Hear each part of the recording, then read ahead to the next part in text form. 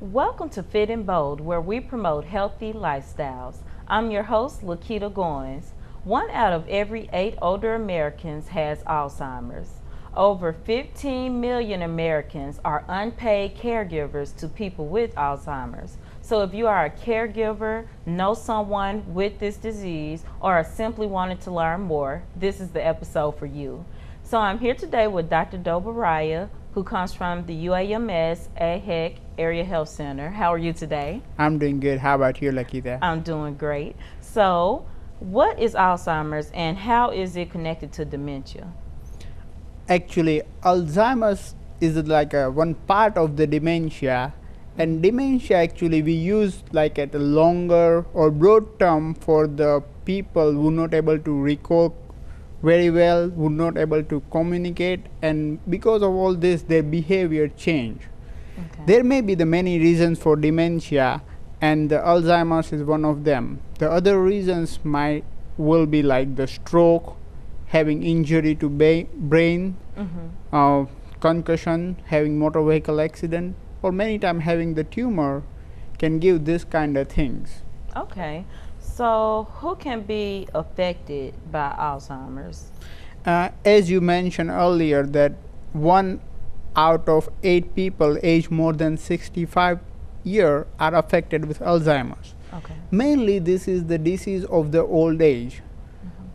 As the newer medical science progress and people's lifestyle extend, we are start seeing more and more people with the Alzheimer's. More than 50%, or almost about the 50% people who age more than 85 are having the Alzheimer's disease. Men specifically affected more, and they are affected earlier than 80 years. And women are also affected the same way, but women age more than 80 years are affected with Alzheimer's. Okay. Beside that, there are some more specific, if we say, the like people who have the risk factors, like who have the obesity in the mid-age group, they are at higher risk.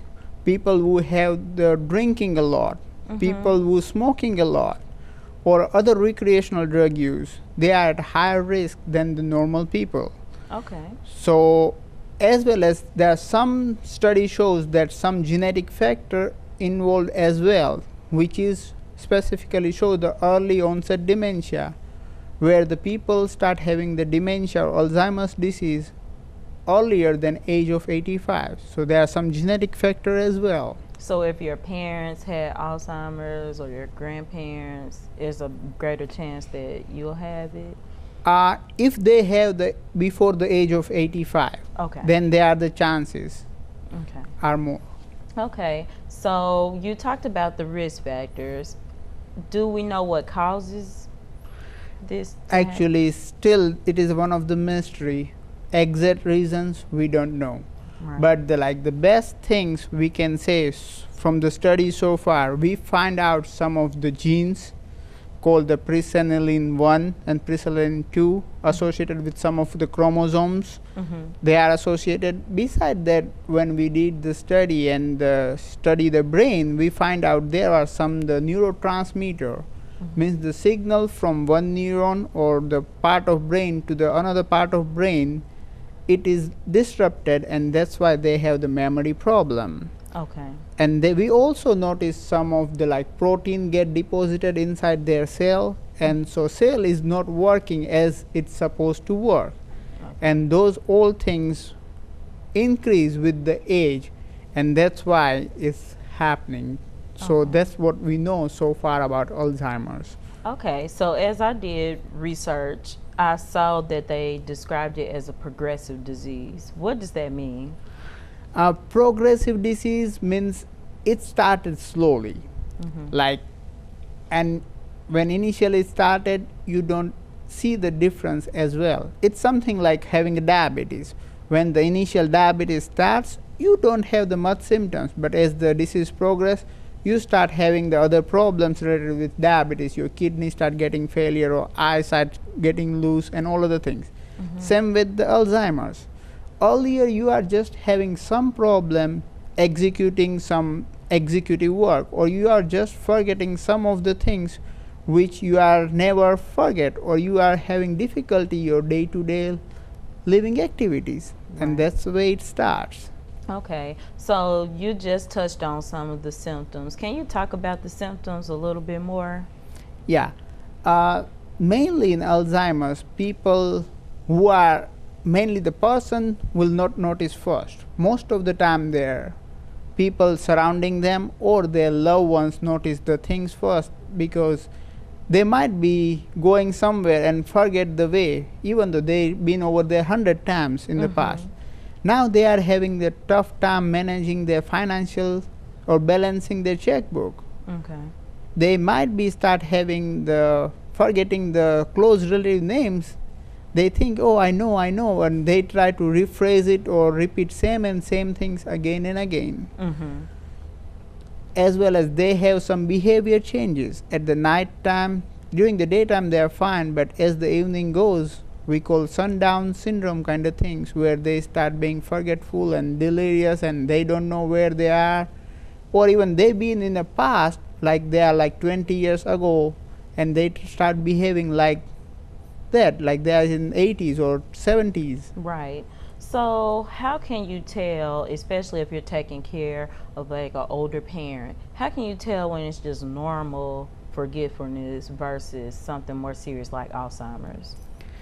Simplest things, if somebody start making the mistake in day-to-day life, that is the first things. If you start noticing that, it is the first things. When they go to that physician next time, make sure you will go with them and let them know as well, because that is the one of the main thing. Right. As well as at that time physician give them the some like common question and some standardized test to check their memory and see how well their memory are. So on that way, with this all these things, and rule out the some other common things like having a stroke or injury or tumors, we can able to easily come up to the conclusion what is the causing the dementia. Okay. So do all patients that have Alzheimer's need caregivers? Sorry to say, but that's the true things.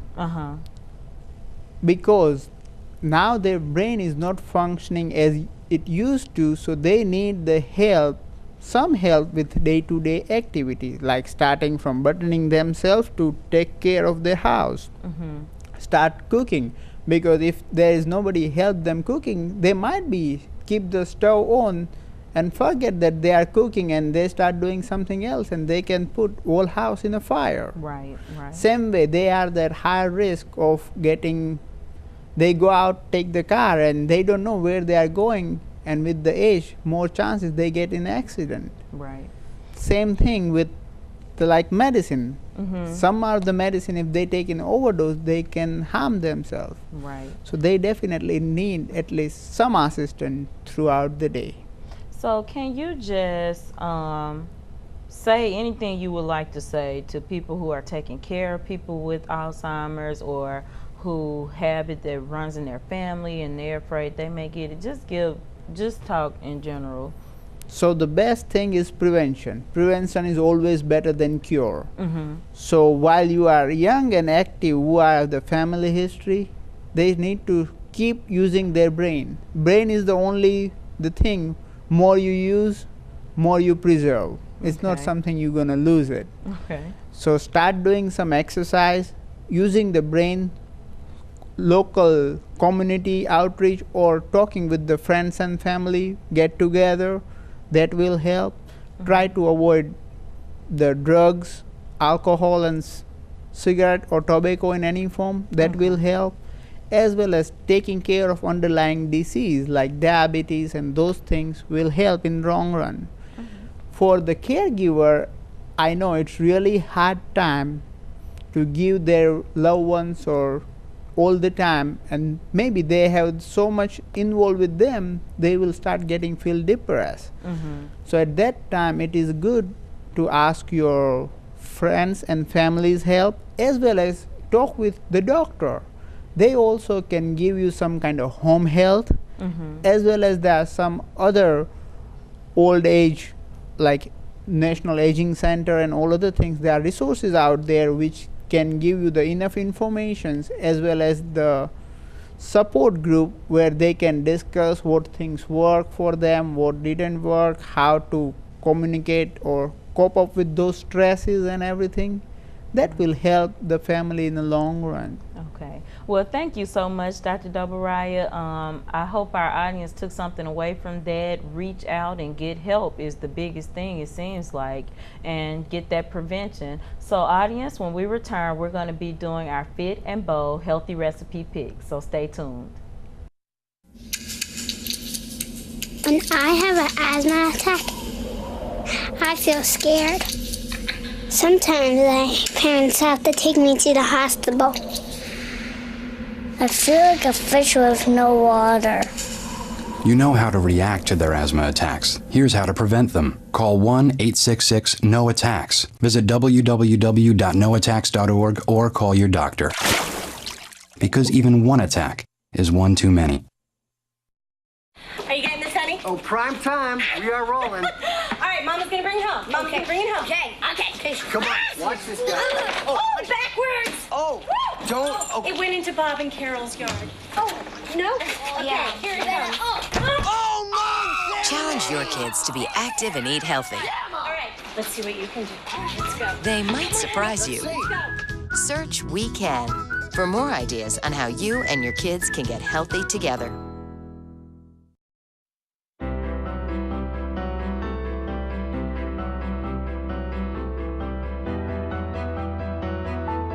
Body language can tell you all sorts of things. Like someone is having a stroke. Know the sudden signs. Learn fast. Face drooping, arm weakness, speech difficulty. Time to call 911 and get them to a hospital immediately. Learn the body language and spot a stroke fast.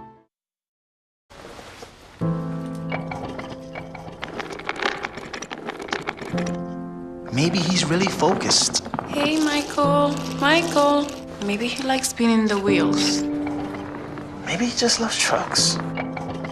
Maybe he's just being a boy.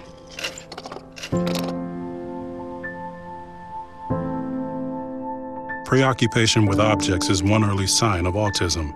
Learn the others today. The sooner it's diagnosed, the better. Welcome back to Fit and Bold. Today we've been learning about Alzheimer's. So today's Fit and Bold healthy recipe pick is chicken salad. Now, the most important part of having an Alzheimer's patient eat is to have a balanced diet, and that includes any food that is also considered heart healthy, which means having your meat, your vegetables, your grains, and also bright color foods are also considered heart healthy. So we're going to also talk later about the placement of the food and how it's set up, because that's just as important. So today I have the chicken, which has been pre-cooked, and I just boiled it and I put a little bit of salt in while it boiled in the water. And you want to have low sodium for Alzheimer's patients, but it's better if you have to use it to put it in while you're cooking, because it's really hard to season later, and you'll probably put more than you need if you do it later. So in here, in my mini food processor, I have celery and onion. And so you just want to get that chopped up, and I'm going to sit my chicken on the top here, because I'm going to use this as my mixing bowl. So I'm going to be careful with the blade, and I'm going to use a spoon here, and I'm just going to scoop the celery and onion mixture out into the bowl. And chicken salad is simple because it's pretty quick. Once you get the chicken done, it's just quick steps to make it. So now I'm going to cut my chicken into some smaller pieces because I'm going to put it into my food processor. And I'll probably do it in 2. So, well, I probably should have put the blade back in first. Okay. Put my top back on.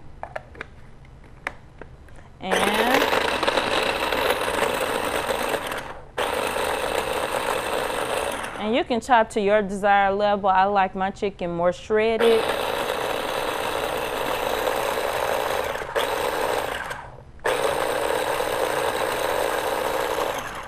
Okay, so that's good. And I got a chunk here, so I'll just reach out that one. And I just scrape that out.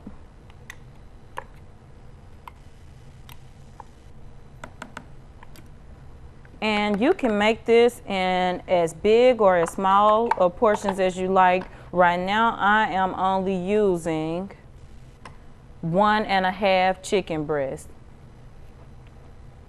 And make sure that's boneless chicken pieces that you use. And I'm gonna go ahead and do this one.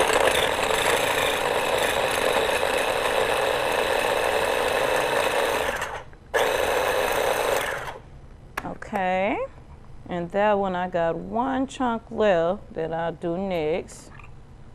So if you have a big food processor, you can go much faster. And you can do a whole pack of chicken breast and have food for more than 1 day, which is good too if you're working on a short time limit and you're a caregiver. Sometimes you can't cook every day. It's really hard to take care of someone and to get the healthy meals. Okay. And now I think that's good enough for the chicken. And I'm gonna scoop that last chicken piece out. All right, and so the next part that I'm gonna add is I have some cheddar cheese in here. Now, this is just to get a little bit of dairy product, a little calcium, and you can also use low sodium cheese to keep that sodium level down.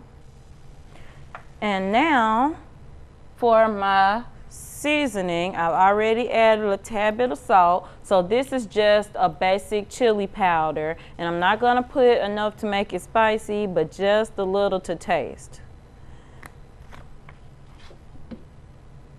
And what gives you that creamy texture, and you can do this according to whatever your beliefs are about this. You can use yogurt or anything like that, but I'm going to use sandwich bread, and I'm just going to put 2 nice spoons in there, and then I'm going to use mayonnaise. Again, you can do low fat, you can do a yogurt. And then you're just going to mix it all together. And you want to make sure it's got a good smooth texture that is not dry.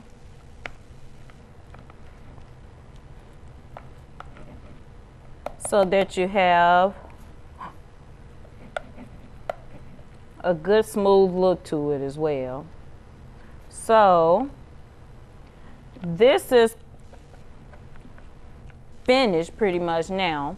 So what I want to talk about is plate settings. Now I bought a white paper plate because as I did some research on Alzheimer's, I learned that it is not good to put the foods on patterned plates or to use patterned or striped or checkered napkins because it can create confusion.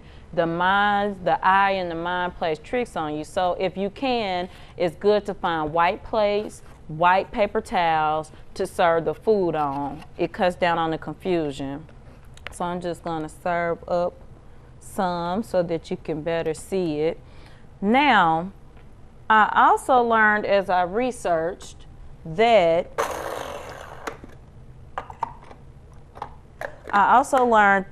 if you can find healthy finger foods, that is good. Why? Because sometimes patients with Alzheimer's can forget how to use utensils. They can forget how to use forks, spoons, and knives. So if you can find a healthy, simple meal that can be eaten with the hands, that would be good too.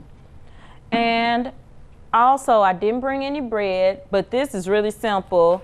If you see it, you can actually put this on bread and just make it into a sandwich, or crackers to make it into a finger food. So I'm just going to taste it.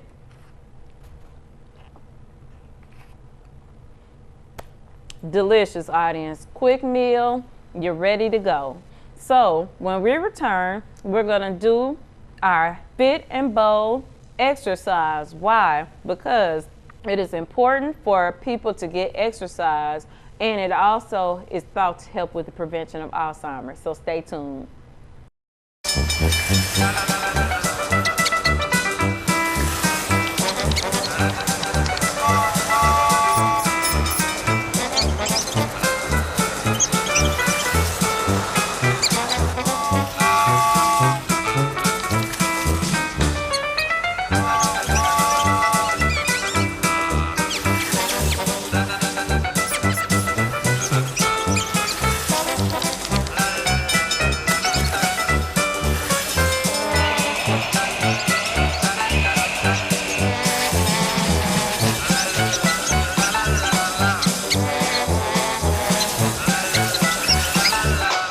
Spend 15 minutes watching online videos like this one.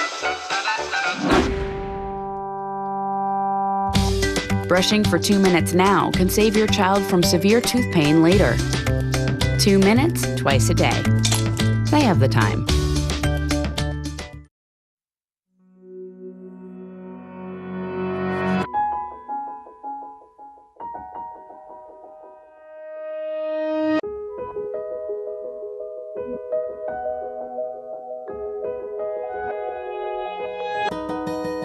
For those dealing with the daily struggles of caring for a loved one, we hear you. That's why AARP created a community with experts and other caregivers to help us better care for ourselves and the ones we love. Hey, listen up. We have a challenge. A big challenge. Many African Americans fighting diseases like leukemia, lymphoma, and sickle cell anemia can't find marrow donors. We need more African Americans to step up. Step up. You could be the one to save a life. You can be the match. Take the first step at bethematch.org. Step your game up. Welcome back to Fit and Bold. Today we've been learning about Alzheimer's. I'm here today with Coach Marika Bender. How are you today, Coach? I'm good. All right, tell us what you do on campus. I teach the Zumba with the wellness program, and I also work with the STEM program I train them in physical fitness, and I'm a mentor, and there's a summer sports program going on right now, and I teach dance and Zumba for that. Okay, and you were saying that you had some personal experience with Alzheimer's. Can you tell us about that? Yes, my grandmother has dementia. Alzheimer's runs in our family, so she's almost to that point, and they say to do crossword puzzles and things like that, but she likes to get up and get moving, so I do a little dancing with her, and she really enjoys it. And the Zumba is great because it's nonverbal communication, so she has to really watch and pay attention when I'm pointing and giving her the directions, and she gets moving, and it's great. All right, and it sounds great. So audience, get your workout gear on, and let's get ready to exercise.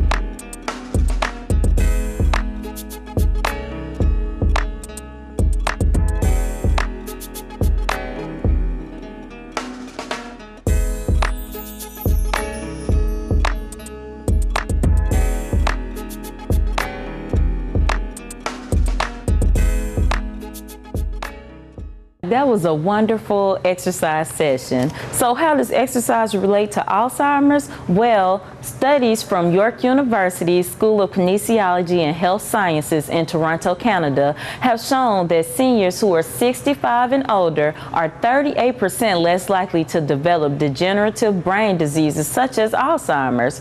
What does that mean? That means work out for 150 minutes a week. That is 30 minutes for 5 days. That sounds manageable. So we need to get up, get in a dance class like Zumba or go swimming or walk.